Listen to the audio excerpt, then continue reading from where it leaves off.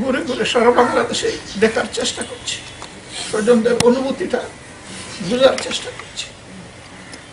তাদের বুকের চাপা কানে যখন আসে তখন নিজেকে আসলে ধরে রাখা কঠিন। আমরা সান্ত্বনা দিতে পারবো, কিন্তু একটা রুদ্র ফিরে দিতে পারবো। রুদ্রের গর্ভধারিণী মা তাকে ফেরত পাবেন না, পৌরসে নেওয়া বাবাও ফেরত পাবেন না, বুকে আগলে রাখা বোনটাও ফেরত পাবেন। আমরা শুধু এই কথা দিতে এসেছি যে এখন থেকে আমরা আপনাদের একজন, তাতে যদি আপনাদের কষ্ট একটু প্রশমন হয় এটি হবে আমাদের পরম পাওয়া। এই দুঃখকে আমরা ভাগাভাগি করতে এসেছি। আমরা আল্লাহ তাআলার কাছে দোয়া করি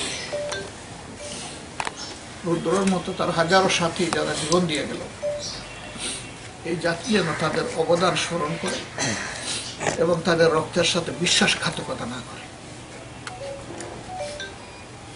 তারা জাতীয় মুক্তির যে বার্তা নিয়ে রাজপথে নেমে পড়েছিল, আগামী দিনের যারা সরকার চালাবেন, দেশ চালাবেন, তারা যেন তাদের এই আবেগ, তাদের এই চিন্তা এবং তাদের কামনার জায়গাটাকে সম্মান করেন। যদি না করেন তারাই ছোট লোক হবেন। শহীদরা ছোট হবে না, ওরা সবকালের সর্বসেরা এবং আমরা আগেও দাবি জানিয়েছি, এখনো দাবি জানাবো। আমরা খুব আনন্দিত হয়েছে শাহজালাল বিশ্ববিদ্যালয়ের সংগ্রামী ছাত্রছাত্রীরা প্রধান ফটকের নামটা 5 তারিখের আগেই রেখে দিয়েছে শহীদ রুদ্র গেট। আমি কর্তৃপক্ষকে অনুরোধ করবো এই নামের উপরে যেন কেউ আর হাত না দিতে পারে।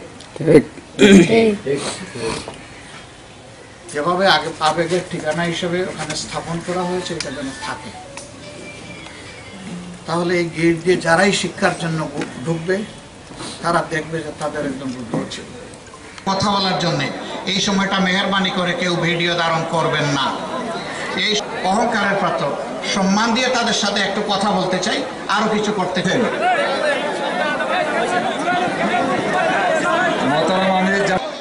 এই বৈষম্য বিরোধী ছাত্র আন্দোলনে দিনাজপুর জেলার মোট 60